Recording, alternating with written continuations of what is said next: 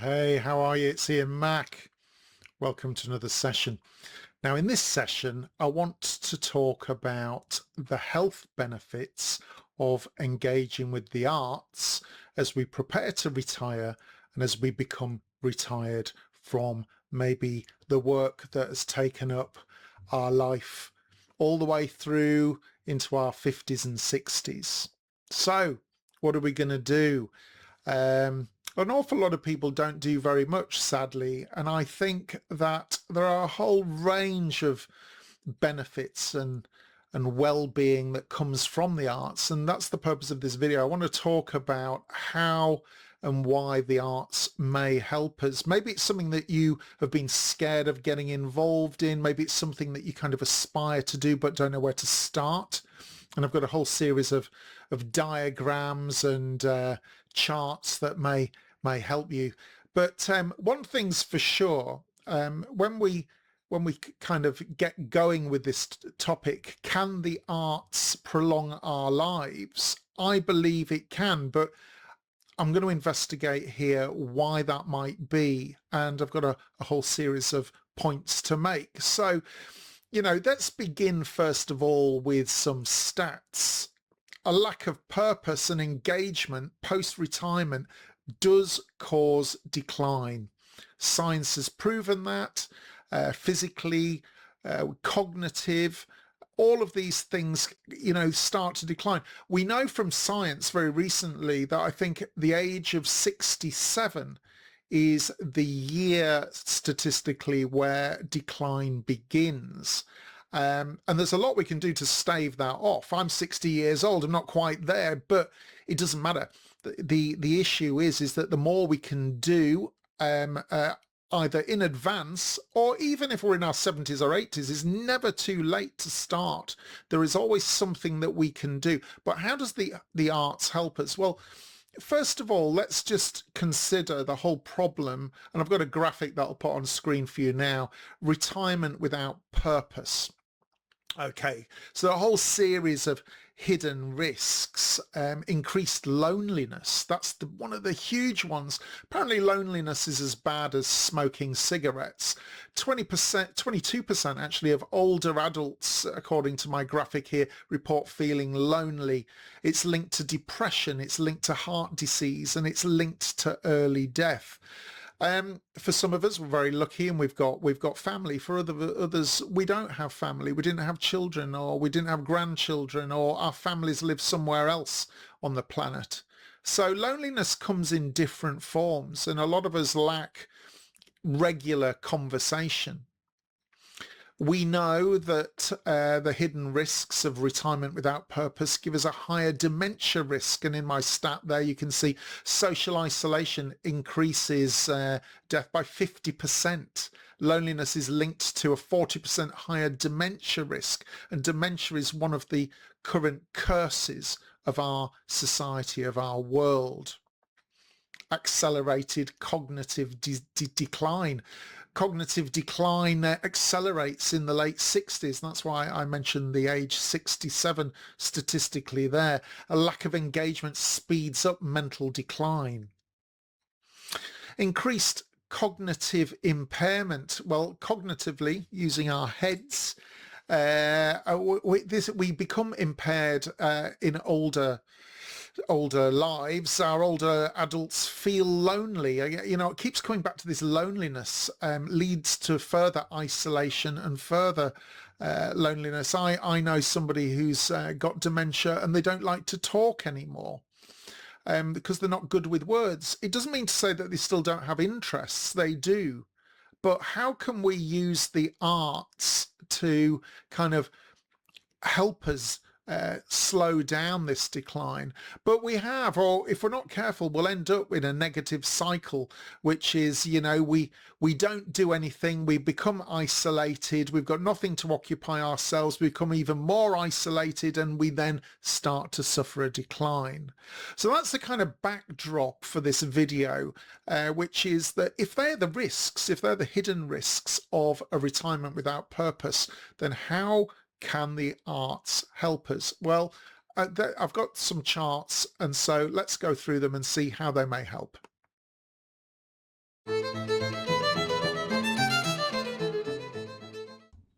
So you're going to retire, or you're thinking of retiring, or you've just retired, or you've been retired for a little while and you think, oh, I really would like to be doing something. I'd like to keep myself busy. I would like to have some experience that brings enjoyment and well-being into my life. Well, you'll find that we've got a graphic on the screen that is our starting point, which is which art is right for us. So if you are wondering where to start, I'm referring to some notes here, by the way, ask yourself one of three simple questions. Do you prefer doing things with others or on your own? Do you want to feel calm, reflective, or hands-on and useful? Do you enjoy learning modern technology? So let's follow the paths and find out which are my fitters.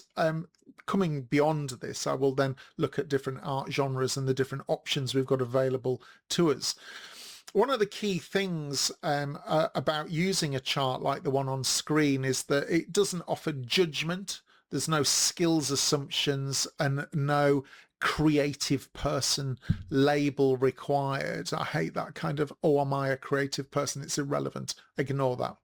Okay, so let's talk through this chart. Well, beginner-friendly choices for low confidence starters. So I kind of fancy getting involved in the arts, but I don't know where to begin. I don't have much confidence.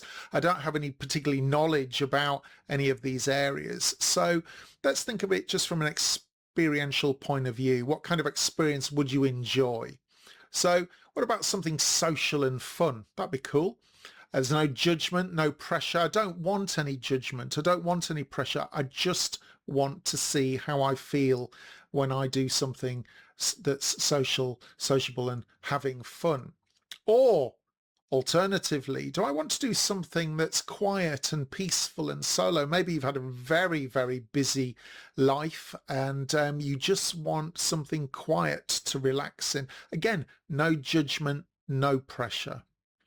Well, the third route, am I kind of a practical kind of person and I would like to do something practical and useful? I mean, it could be knitting a scarf for a grandson. It could be making a dress for a daughter. It could be anything. But again, we want no judgment and no pressure. And so I emphasize that here twice in 2 rows. You'll see that social and fun goes to social and fun. No judgment, no pressure. The same with peaceful and solo or practical and useful. So just think of it from that point of view. All right. So what kind of examples or options have we got here? Well, we could join a singing group. That's sociable and fun. My sister did. My sister needed an outlet, and so she joined a local community choir. Didn't matter whether she could sing or she couldn't sing. And to be fair, I've not heard her sing. Maybe she's great. I don't know. But a load of ladies go to this singing group just to enjoy the act of being together and singing together, having fun, enjoying singing the words of a song, and that's all that matters. Or maybe social and fun, try a guitar group or a ukulele group or some kind of musical instrument group, just something where you're with other people and you're learning and you're having fun. Let's look down the central channel then. We want something peaceful and solo, no judgment, no pressure. Maybe we could explore painting or drawing. We might want to try it on our own. We could watch some videos on YouTube to teach us how to paint or draw. Or maybe there's a local college class on a Tuesday morning or a Friday afternoon where we can sit quietly with other people alongside and we have a friendly tutor who just helps us get to grips with the basics and learning how to do something. Again, no judgment, no pressure. It's a solo activity and it's peaceful, but maybe we are alongside some others. The third channel, practical and useful. Well, I could go and join a course for basic woodworking or taking a photography class. It's something that I can apply into my own life and get enjoyment from. It's some new skills and new techniques. I know when my parents retired in their early 60s, the first thing they did, and this is a long time ago now, but they both joined computer classes. They wanted to know how to use computers. They wanted to do practical things for themselves that they'd never been taught before. So this is a kind of another way of approaching the arts. But at the end of the day, we should always try maybe many different things, maybe join 5 different classes and try different art genres and see how we feel about them. Start small, have fun, see how it feels. Not everything is going to suit us. Something that we perhaps didn't expect might suit us. Pressure-free choices, plenty of beginners like us. We don't want to be in a class full of experts. We want easygoing teachers. We don't want to be told off at our age. We want to be able to feel like, oh, we're learning something with people who are more like friends. And we want to be able to progress at our pace. So we don't want pushy courses and next week we must be able to do this and the week after we must be able to do that. It's a gentle progression. So which art is right for us depends what we're looking for as a result of our choices. So that's our starting point.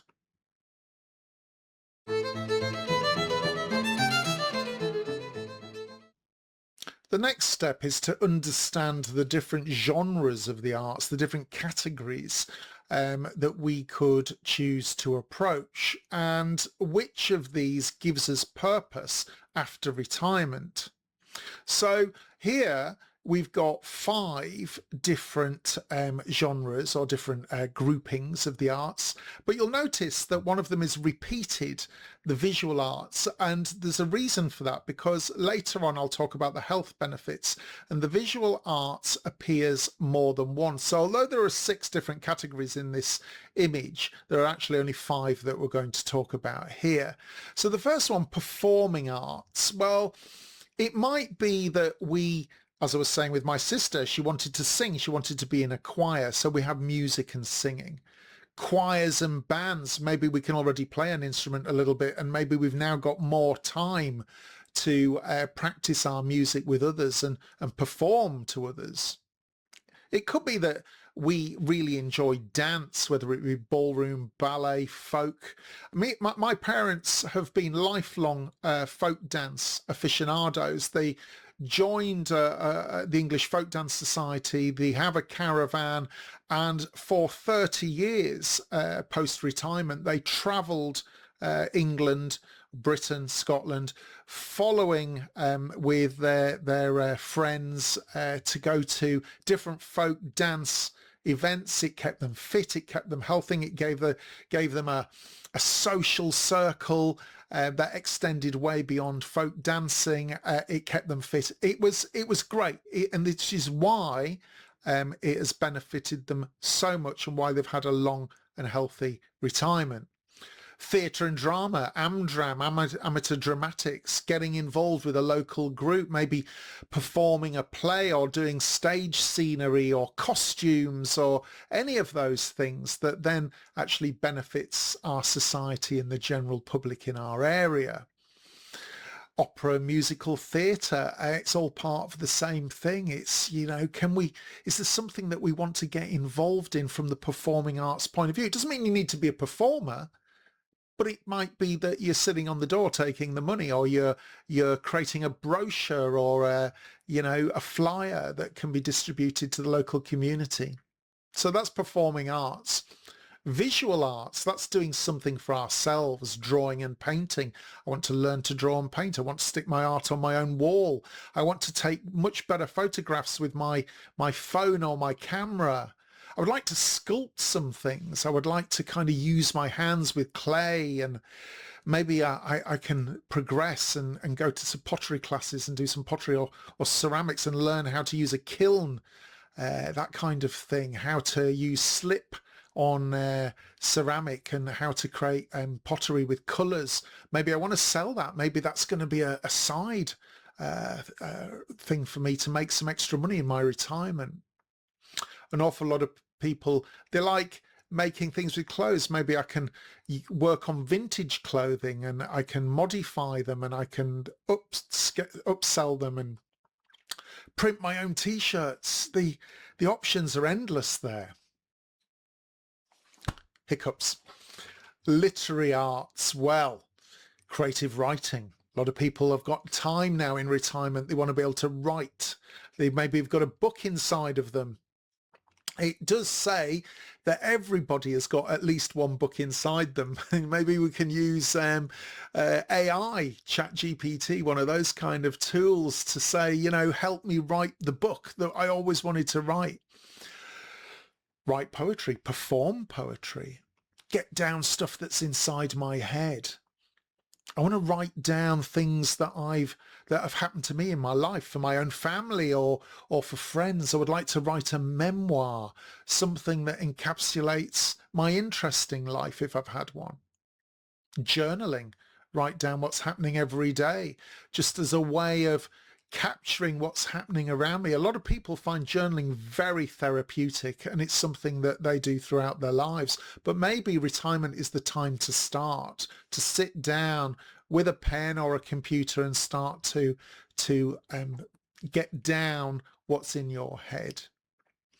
Reading and book groups. I mean, reading's a huge one, isn't it?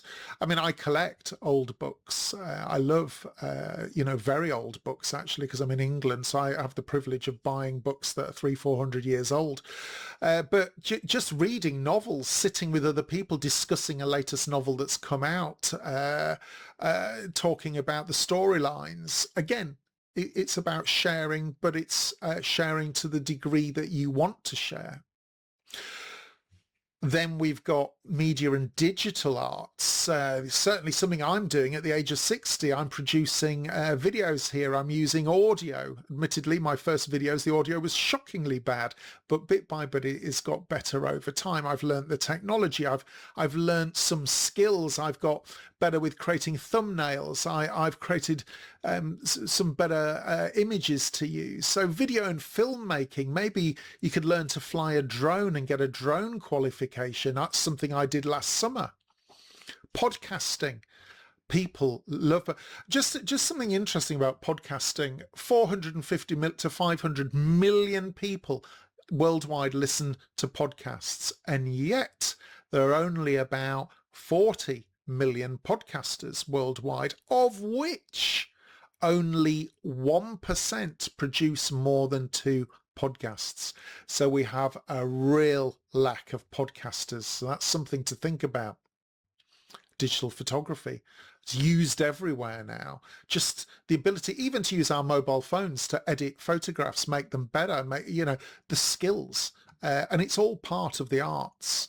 Video editing. I produce these videos. I need to use software to edit them and put them together and put some music to them or put, banners and headlines and chapter headings and images. So it's a creative process. It's part of the arts. It's media and digital arts. Keeps us very current, makes us feel like we're still part of the latest technological trends. And then something that's very important to our society, cultural and heritage arts. What does that mean? Well, volunteering in a gallery or a museum or a local historical house, helping others understand what they're looking at, what they're seeing, being a guide, getting involved in local history projects. Maybe there's a restoration of a church or a chapel or some local historical feature. There's a great requirement for archivists and those that are curators, a task that you can do well into retirement, particularly using skills that maybe you'd used in your corporate life. Oral history recording. Let's record our local history and share with others. Maybe you can build your own YouTube channel. I know somebody's daughter, who not retired, I admit, but she has created a channel on YouTube to do with the history of some shipyards in England, and has got, I think, over 1 million subscribers. So, very useful, giving back to the community. And also, let's not forget heritage crafts. I have another friend, she started a group on Facebook. They're embroidery people. So she was just, they're all embroidery aficionados. She's ended up, I built her the website, and now on her threadsforyou.co.uk website, just gave her a little thing there, she's got hundreds and hundreds of people now buying threads. She's got a mini business which will see her way into retirement. So don't think that the arts is just for an elite highbrow group. It's for all of us, and we're all contributing. But the key is that we take from the arts mental stimulation, social connection, purpose in our own lives post-retirement, and most important of all, lifelong learning. Just because we retired does not mean that in the third age of life we don't learn and master new subjects, because we really do.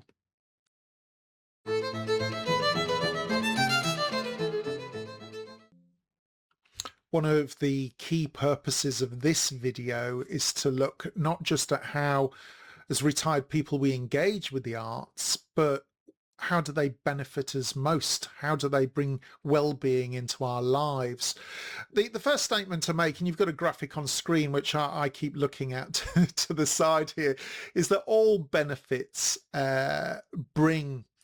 arts bring us benefit in all areas. So what I've done here is I've essentially created 3 columns, and these columns show how each of these types of arts benefit us in different ways. So in the first column, the kind of yellowy orange column, we've got ranked by mental benefit. So there are 5 different things there in the arts that we could do that really give us a mental well-being benefit. Learning a musical instrument, creative writing and memoirs, visual arts, digital arts, and crafts and applied arts, all great for the mind, for cognitive well-being. Then in the middle we have a green column ranked by social benefit. We want to avoid loneliness at all costs, because that's really going to drag us down otherwise. Choirs and group music, theatre, drama, acting groups. We've got book clubs and writing groups and heritage and museum volunteering. These all allow us to mix with other people and bring a huge range of social benefits which are good for us. And the third column, the red column, ranked by emotional benefits. So music, playing or singing, memoir and life writing, craft making, cultural and heritage arts, with a legacy contribution, something we're contributing to, feeling that our experience still matters. And that's an absolutely critical one, is that we are no longer valid, drags us down. It makes us feel like our life is over. It's just not true. So mental benefit, social benefit, and emotional benefits, they're the 3 things that we're now going to consider in this section of the video. And at the bottom it says the best art is the one that you will do with enjoyment. 30 minutes a week can change how retirement feels. So just like going to the gym, it's not going to the gym every day. It might be that you simply go for 30 minutes once a month or once a week or whatever. It's the fact that you do it enough for it to make a difference, and that's what we're looking at here.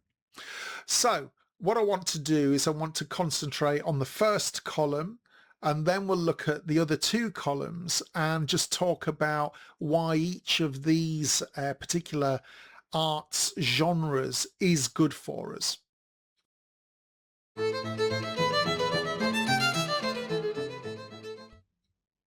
So when we think about cognitive benefit, mental benefits, what's going in our head, making sure our mind is working at its very best, then we need to focus on memory, learning and problem solving.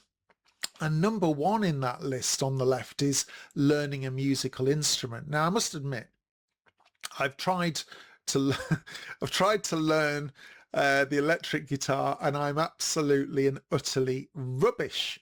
However, most songs, certainly most popular music, is composed no more of about 3 or 4 chords. So maybe picking up a guitar and simply knowing 3 or 4 chords, which most of us could do if we've got the dexterity and our hands are working okay, maybe that is enough to make us feel like we've achieved something. But what we do know is that when we learn a musical instrument, it's the strongest evidence for brain plasticity. It uses memory, coordination, attention, pattern recognition, and it's especially powerful later in life. So if we want to really power our mental energy and make sure that our mind is working at its very best, then think about learning an instrument, even if it's just basic. It could be that you get some electronic keyboards, or that you're using a tambourine as part of a group and you've got some rhythm, or that you learn a few chords on a guitar, or it could be anything. It could be a recorder, or there are thousands of musical instruments, aren't there? But you get the point. The second one in that list, creative writing and memoir. Well, getting things written down makes us use deep memory retrieval. It allows us to have narrative thinking. What happened first, then what happened second, then what happened third. And it allows us to reflect, pulling stuff back from our deep memory and getting it down, getting it written down as a memoir. It strengthens our own feeling of self, of identity, and of recall, and this is why it's so popular and so powerful. Third in the list, and I think it's a really important one, of visual arts. Now, all right, not everybody has got great eyesight, and as we get older, we suffer from visual decline. I've got a pair of glasses on, and my eyes aren't particularly great, but that's not, I do what I can. And arts, these are very much primarily visual and hands-on. So drawing, painting with acrylics or oils or watercolors, or pencil drawing or sculpture, printmaking, photography, ceramics, pottery, textile art, weaving, embroidery, quilting, mixed media and collage. They all form part of the visual arts. And why do they matter? Why are they so good for us? Well, they give us focus, first of all. That's great for our mind. They give us flow states. In other words, they make us think. It fine-tunes our motor skills, particularly because they're hands-on, but it also often it becomes meditative. It gives us a sense of calm. And I'm sure, and you can put them in the comments below, I'm sure that you may have found that when you're sitting there, just maybe drawing something or writing something down or creating something or making something, or crafting even, and you'll find crafting is also good for us in column 3, that it gives us this sense of serenity, that we're present, but we're also we're relaxed. And so I think that's why it's very good for our mind. Certainly if you've got a busy mind, it will calm that mind. Just to continue for a second with section 3, the visual arts, there are some other benefits that I could add actually to the visual arts. Sustained concentration is good for our minds. It gives us spatial reasoning depending on what visual arts that we're performing. And as stated, flow states reduce mental noise, and a lot of us do suffer from mental noise, and we can't sleep at night. We can't, and we go and buy magnesium and other things, and we think, oh well, that's that's going to be the solution, and then it isn't, and then we're still sleepless and we're restless, and to slow that down. Flow states are very important, and flow states can be alleviated by getting involved in the visual arts, and it's definitely something that I've tried and I found it very beneficial. So section 4 there of the first column, digital arts, video editing, photography. Well, learning new tools. It's a learning process. We're using our minds again. We are gaining new skills, but it requires concentration and detail and practical use of, maybe we're using a mouse or software or the camera itself or our phone or a drone, or but what it does do is it keeps us thinking, and that thinking keeps our mind flexible and it makes us feel current because we're dealing with latest technologies. And number 5, we've got craft and applied arts. You'll also see that over in the third column with emotional benefit. But crafting, using our hands, making something, and certainly applying techniques to make something allows us to plan, to sequence. It requires precision, process, and it's very important because it allows us to strengthen our ability to have patience and mastery. So during this period, if we get involved in crafting, we can really refine our patience and mastery techniques, which again, from a cognitive point of view, very beneficial. Before we move on, I think it's worth me expanding perhaps on number 4 as well, further in the first column, mental benefits, media and digital arts. Now, of course, very current now, and a lot of the things we do are media driven and digital driven. But what do we actually mean? What are the things that we could do within this genre? Well, we're talking about modern creative forms using technology. So video and filmmaking, every phone that we're using has got it's got more power than it took us to get to the moon, if we believe we went to the moon. So because of that, the software we can put on here, the apps we can put on here, the ability to take film and then edit it and do all sorts of things is such a creative process that most of us could try doing, even if it's just for friends and family. We could make our own little documentaries. We could create animation, digital photography, as I was saying, podcasting like I'm doing here, audio storytelling. So maybe you can write your own stories. Maybe you've got the stories of life. There are people on YouTube that are just talking about life as a retired person who are doing exceptionally well.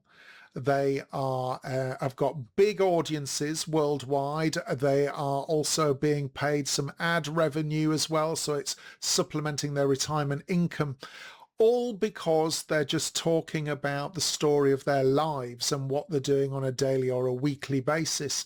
And let's not forget, we now live in a global retirement community, so there is no reason why, if you record something using a phone, you can't upload it to your own storytelling channel and talk about your own life, because other people are interested in those that are authentic. They're interested in real lives, and that's going to be very important going forward, particularly in a world full of AI. I'm not interested in AI characters. I'm interested in real people and life experience.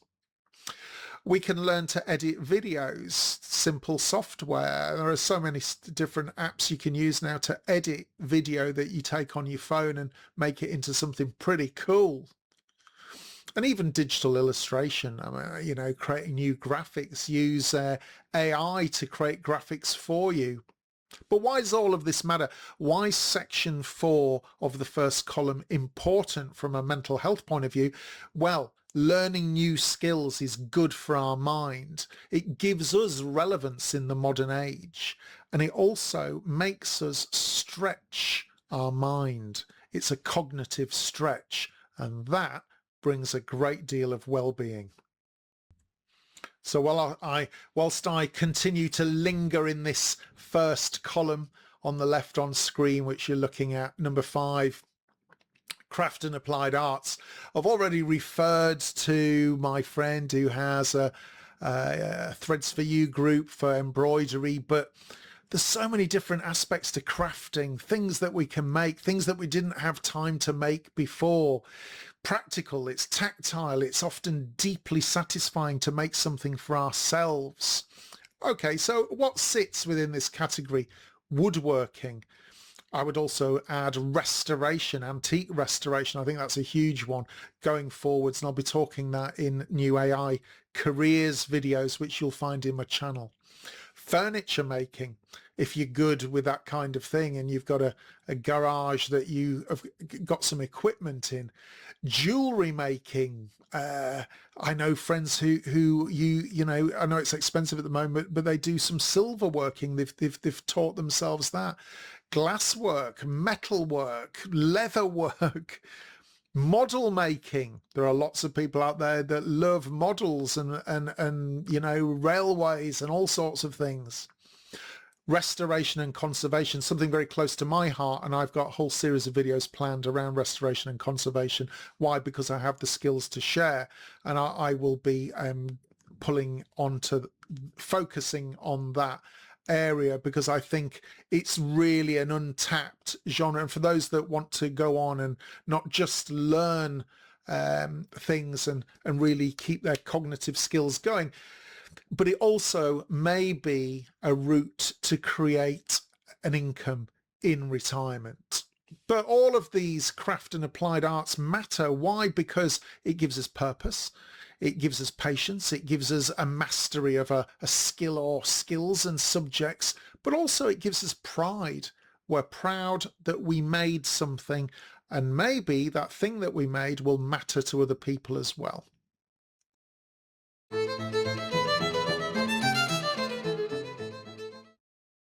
I think that the middle column, certainly from my own perspective, is one of the most important, because as we saw at the very beginning of this video, if you are lonely or alone and have very little social contact, then it drives a whole series of health issues, mental and physical.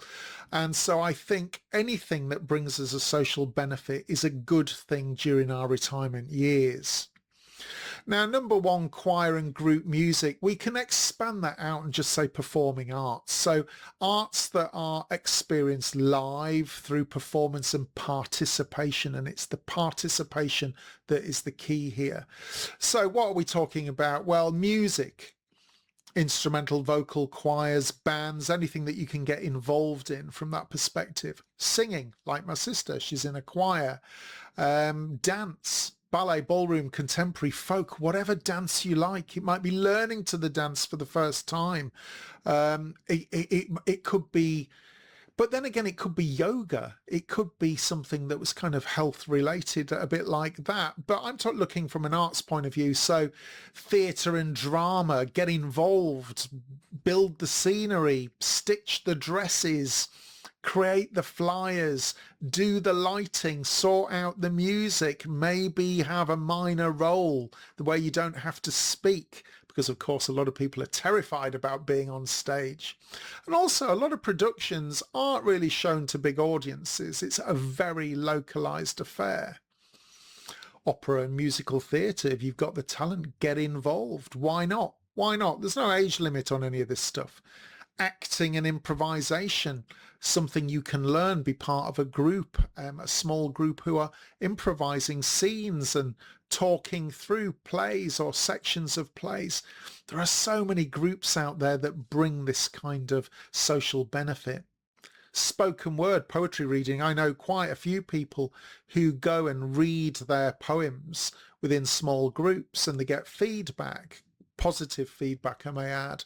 And it's something that gives them a kind of a feeling of belonging. It's being part of a group. It's being part of a positive social experience. So we get from all of these things, social connection, we get the use of memory, particularly if we're going to recite things out loud. We get coordination, particularly if we're dancing, that kind of thing.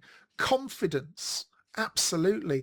You know, the amount of people including me. If you could see to the side of me right now, I've got a full DJ setup there, digital DJ setup. Why? Because I wanted to learn how to mix music. And over the last few years, I've taught myself, and now I teach other people to do the same. But the point is, it's still an art form. So do not feel just because you are, could you be 75 and learn to be a DJ? Absolutely you could. You've got a lifetime of musical experience. Why not? I say yay. Let's think of some of the other social benefits of the central green column. Well, dance, ballroom, folk, social dancing, physical and social. That's what it is. We get touch. Now, touch is a really important thing because as we get older, particularly if we're on our own or we don't see people very often, we miss that human connection through touch. I know with my dad, when I see him each week, one of the things I make sure is I hold his hand because he doesn't get a lot of physical touch now. And I think that just, if you were dancing with people and you're holding each other's hands, it really, really brings so many health benefits. Rhythm, laughter. We can't forget laughter. Everything we do now has to involve laughter. It has to involve joy. That's the whole point of the arts, is that it brings us happiness. But also things like dance, they provide a strong bonding effect. We bond with others within our group. But, we could extend that. I mean, look at number 3 in that column. We've got book clubs and writing groups. It gives us conversation without pressure. Sometimes with the family, we do have pressure. It's what we say. We're being judged by family members, even friends. But when we go to our groups, we're not being judged. We have conversation where we don't feel the same level of pressure. And I think that book clubs and writing groups and that kind of thing are far better, more ideal for quieter personalities. And I think that's kind of something to bear in mind. What kind of person are you? If you're a quiet person, you don't necessarily want to be in a very loud, gregarious group. You want in something that matches your own personality. And number 4 in the list there in the central column, heritage and museum volunteering. And I've met so many people who've really got a lot of pleasure out of doing this. You're mixing with lots of different people. You've got intergenerational contact. So you've got people of all ages visiting a particular place that you're interacting with. Maybe you're on the reception desk taking payment and tickets. Maybe you're working perhaps in the cafe, or you're volunteering, standing in a room telling people about the history of that room. But what it does is it gives us purposeful social roles. And I think that's exceptionally important, is that we feel purpose in our lives during our third age of life.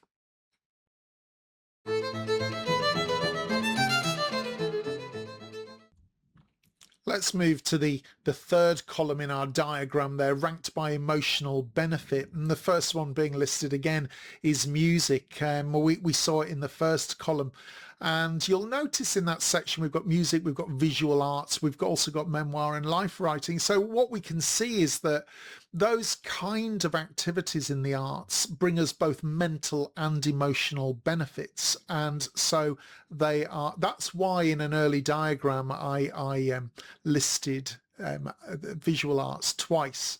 However, so music. Okay, emotional benefit. What do we mean? Well, it gives us meaning, it gives us confidence, and it gives us well-being. Because as we age, we can lose our sense of self, we can lose our confidence, and we can lose a sense of well-being. And music, playing or singing, it's part of a group, but it gives us a direct emotional regulation. I mean, my sister tells me with her singing in her choir that it gives her a feeling of uplift. She feels joy. She feels elated when she leaves. She she's a different person after 2 hours. It elevates mood.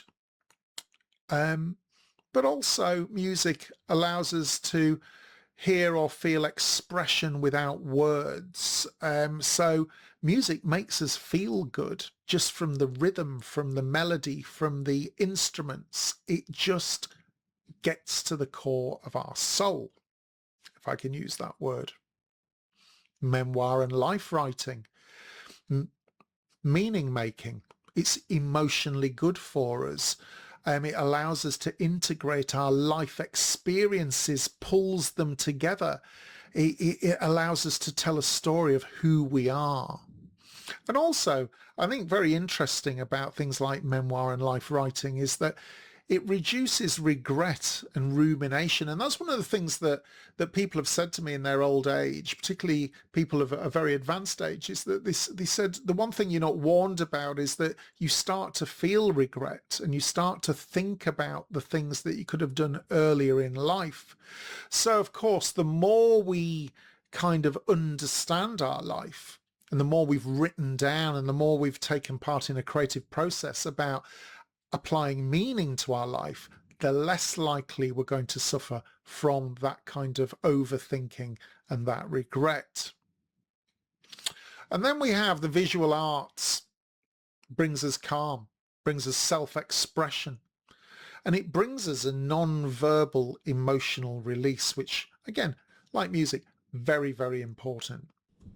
So just to reiterate the point about visual arts, we've already talked about that in column 1, but in column 3, from an emotional benefit point of view, whether it be drawing, painting, sculpture, printmaking, or what have you, why does it matter from an emotional point of view? It gives us focus. It helps our flow state. It drives fine and motor skills, but it gives us this emotional sense of calm. And it's that emotional sense of calm that may prove very important depending on who you are. So just to take that a little bit further in our thinking about emotional benefits, visual arts, yes, it brings calm. Very importantly, I think it brings self-expression. A lot of people have not had the been able to express themselves maybe in their corporate world or their public sector job or their 9-to-5 routine or their family life. They've not been able to get out what's sat inside of them. And so I think self-expression, whether it be through painting, writing, reading, whatever it happens to be that you get involved with in the arts, I think self-expression is one of the most important in terms of emotional benefit. And as stressing just before there, a non-verbal emotional release. I don't have to say it, but I can express it. And expressing that, it could be sadness, it could be anger, it could be unhappiness, it could be pleasure, it could be happiness, it could be regret, it could be longing, it could be so many different emotions, but let's release them, let's get them out. Craft making, well, number 3 there. Pride in tangible outcomes. Pride is a great emotion to have. It restores a sense of usefulness. I've made something. I made a dress for my daughter or granddaughter. I made a scarf for my grandson. I made a hat. Those kind of things. I mean, I've got a painting downstairs of one of our greatest legal minds of the 20th century. And on the back is a letter. And on that letter, it was by the lawyer's, I won't say who it is, but it was by his wife. She's long since died. And in that letter, she says that the reason that she painted her husband is she painted 2 paintings of her famous husband. Why? Because she wanted each of the grandchildren who just bought an apartment to have a picture of their grandfather on the wall. So there's a great example. So she it's a good painting. She wasn't necessarily a major talented artist, but what it is authentic and genuine of a real person meant for a family member. And that's why I love that painting so much. So Did that lady get a sense of usefulness by creating the paintings? Well, the letter says she did. Cultural and heritage arts. We leave a legacy. We were there. It's another career. I mean, my grandmother, who died when she was 99 and 3/4, 10 weeks short of her 100th birthday, she worked in a blind shop for 25 years after she retired. She gave back to the community. Now, all right, the blind shop isn't necessarily an arts genre, but that's not the point. She left her own legacy. And so within the arts, for all I know, you could take up oil painting and turn out to be a brand new thing. You could be a major new talent undiscovered in the art world, or somebody who writes a book that goes on to be very famous. There are all sorts of ways in which you can leave your legacy, even if it's just for your own loved ones. Contribution, you're contributing to society, you're contributing to the people in your locale, you're contributing, you have worth. That's the important thing, you have worth. But also, and I think something that I hone in on is that 35 years in tech strategy, nobody wants a man of 60 in tech anymore. They all think we're past it. That's just how society is operating right now. But the fact that we feel that experience still matters, that's probably one of the most important things. We've got a lifetime of experience, so let's leverage it, put it into something new, so that we are making a contribution that matters to other people. We've still got an awful lot to offer. So just to expand on cultural and heritage arts, it's all about the engagement with history, culture, and shared memory. And that's what history is. It's shared memory. It's, if you were working in an old house or a castle, something like that, that location has a history that might go back a very long way. And so therefore, you're contributing to the culture of your society by passing on the history of that location. I mean, you could be working on the Civil War fields like Gettysburg. It could be you're in a local museum. All of these things matter. They matter to our society of passing on the knowledge of our culture and our history. So museum volunteering, gallery guiding, local history projects, archiving and curation, which I mentioned earlier, oral history recording, heritage crafts. All of these things form part of cultural and heritage arts, and they are all very important, and somebody's got to do them. As we near the end of this diagram, I just wanted to really highlight musical arts. We're not all musical, I admit. Maybe we like listening to the radio. Maybe there's certain genres of music we like, country or jazz or classical or rock or pop. Many different things, of course. Let's not forget, record covers are art forms. So collecting vinyl records, it's an art form in itself. However, the musical arts is often underestimated, particularly as we retire. Why? Well, it's worth separating out, and you'll notice it appears really across all three columns: learning a musical instrument, choirs and group music, music playing and singing, mental, social and emotional benefits there. Why? Because they bring a great deal of power in our later life. Learning an instrument, community orchestras, ukulele and guitar groups, choirs, composition, music appreciation and listening groups, they're all part of the musical arts. Just going to an opera or ballet, understanding a ballet or opera story, and I've narrated so many of them for you in this channel. I mean, do you know what La Traviata's about? Maybe listen to the story that I've narrated and then go and see a local production of something. Maybe it will open up a whole new creative avenue for you, even if you are just an audience member. But what it does do is it gives us brain plasticity, emotional health, and social bonding. All three of those columns. And that's why music in as we age is so very important.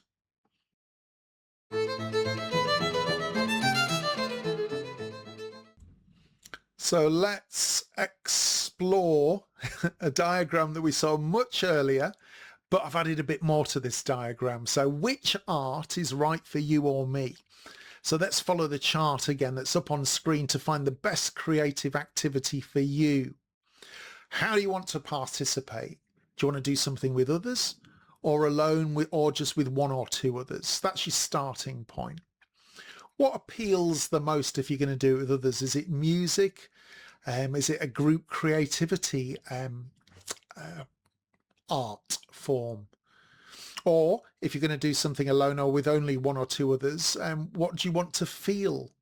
How do you want to make you feel emotionally? Do you want it to make you feel calm, reflective, handy, or purposeful?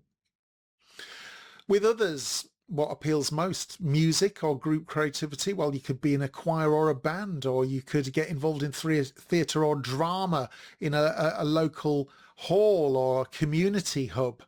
Maybe there's some dancing. But then on the other hand, if alone or just with one or two others, visual arts, drawing, painting, so many different classes in the day in colleges now that you can take part in. Maybe we could try ceramics, pottery, all of those different art forms. There are so many that we could explore. But on the other hand, maybe we think of it from a modern tech point of view. I want to remain valid and in touch with what's going on. Well, how do you want it to make you feel? Calm. Visual arts, drawing and painting. Reflective, visual arts, memoir and life writing. Handy and purposeful, crafting, projects. So many different things. We could do some research. But if we enjoy modern tech, is there something that we'd like to do? Would we like to learn to fly a drone and get qualified? Would we like to get new certificates in our later life? That's a completely separate subject. And there are so many courses we can do online now.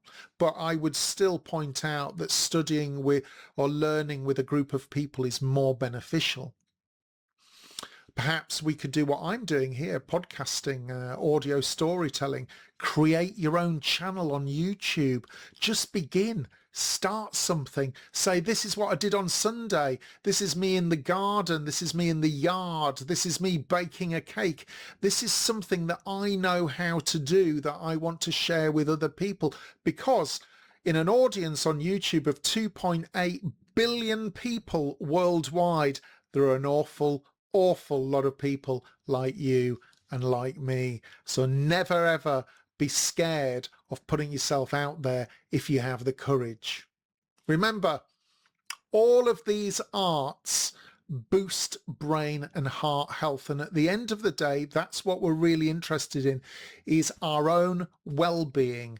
These things aren't there to serve other people, but to serve ourselves, to give us longevity in life, a happy life, a useful life, a life that contributes, but a life ultimately that is joyous, that's happy, that keeps us as healthy as possible as we age. And that is one the most important thing. And also at the bottom of that chart, you'll see that it says, choose the one that feels doable and fun, something that you want to come back to time and time and time again, something that you can expand on and learn and master, something that just, gives you a great sense of self. And that, more than anything else, is the most important well-being factor of all.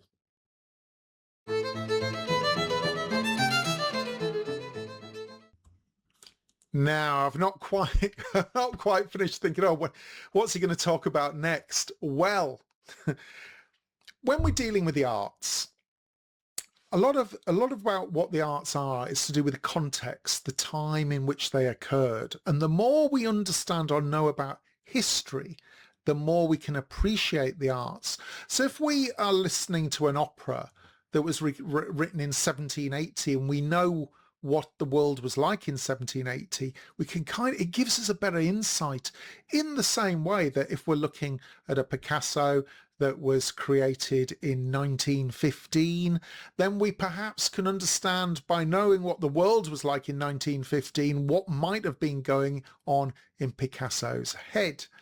So the history and arts are interconnected. You cannot separate the two. And I always say to burgeoning antique dealers, and I've got a video in production at the moment on why antique dealers must understand history, is that what history does is it empowers you. And so you'll see there's a graphic on screen, why retired people are learning history.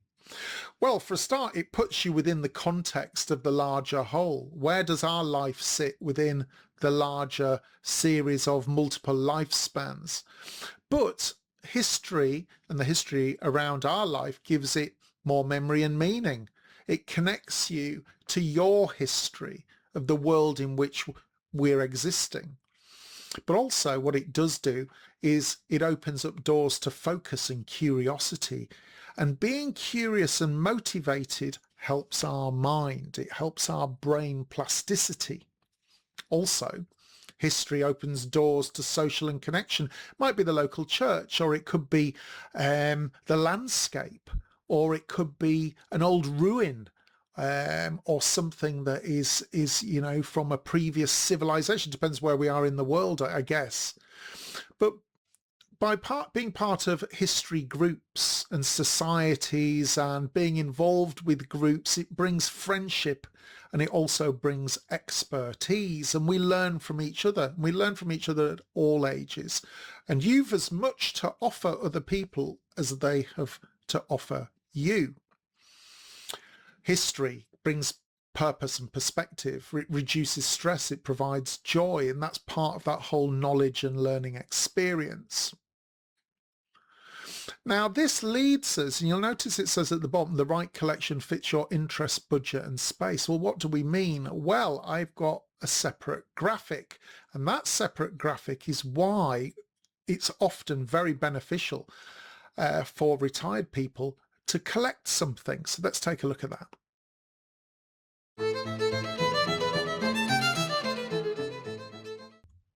So why are retired people starting as collectors? Well, there are loads and loads of well-being benefits about becoming a specialist in a certain field and collecting and learning along the way.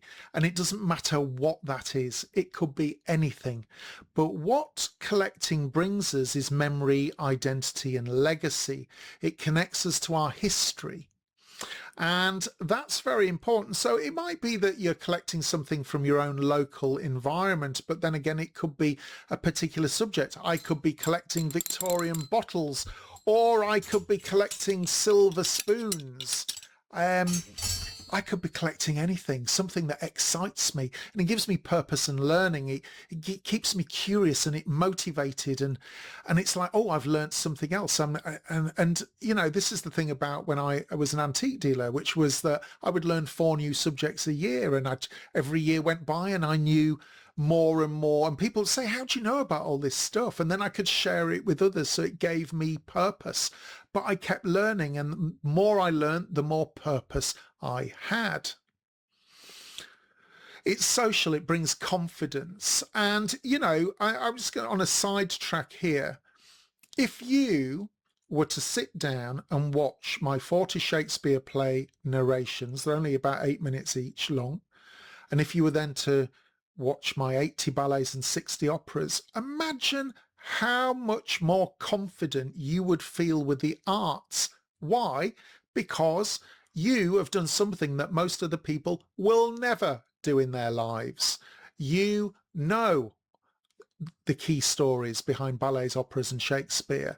And wow, what a platform that is to go on to look at other areas of life and interests in the arts.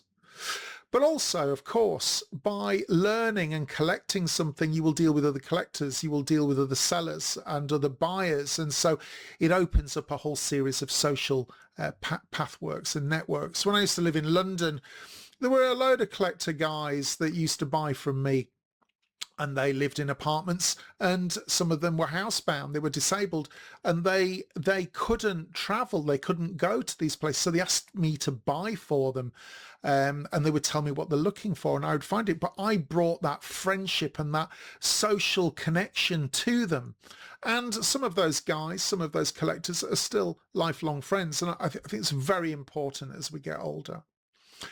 But in the end, it all comes down to focus and well-being. Collecting allows us to reduce stress by providing joy and happiness and knowledge. And we can spend hours or maybe on eBay or Vinted or Etsy or one of the multitude of platforms that exist out there that are allowing us to collect from people all over.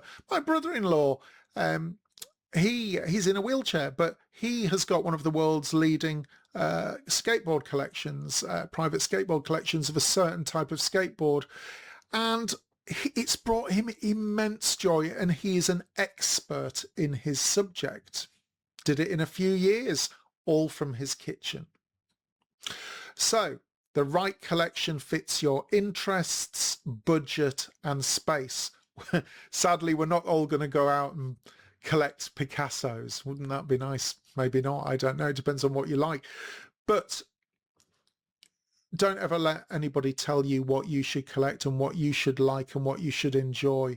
That's the whole point of the arts. It's a personal route into self-expression, and that will bring you your own well-being, because it certainly worked for me.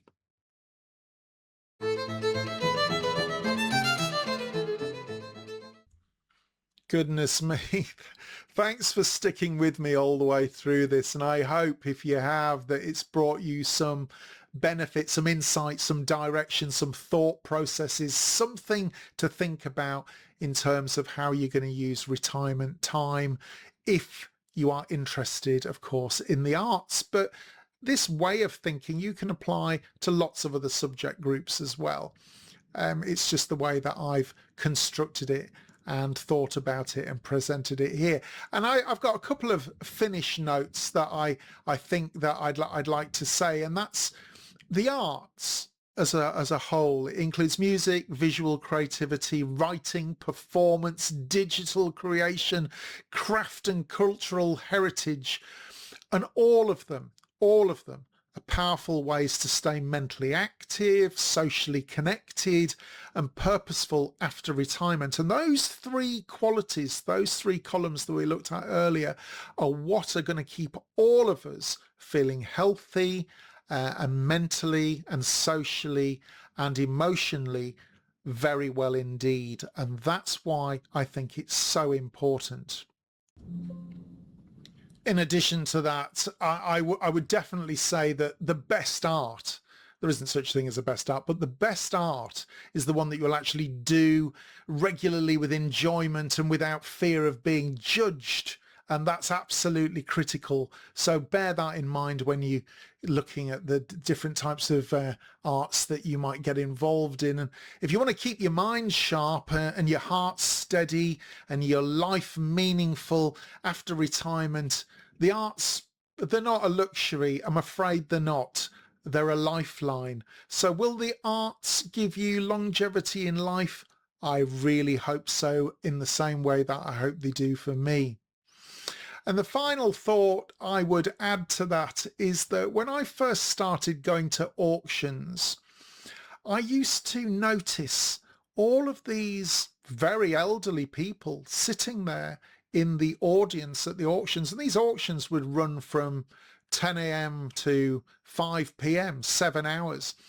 And these elderly people would sit there all the way through, and they'd bring sandwiches and they'd bring a flask of coffee and they'd bring all sorts with them, and they would pop out to use the facilities occasionally, but they would sit all the way through. And I thought, but they never ever buy anything. And then one day it dawned on me, it was not about the buying. It was about the involvement, the connection, the social, emotional and mental joys that being at an auction brought them. And for that, I salute them. I salute you. And let's make the arts something that keeps us all very, very well indeed. Thanks for listening. My name's Ian Mack. I hope you've got something from this. Go and have a look at all my other videos and see if there's anything of use for you. Welcome to the world of the arts.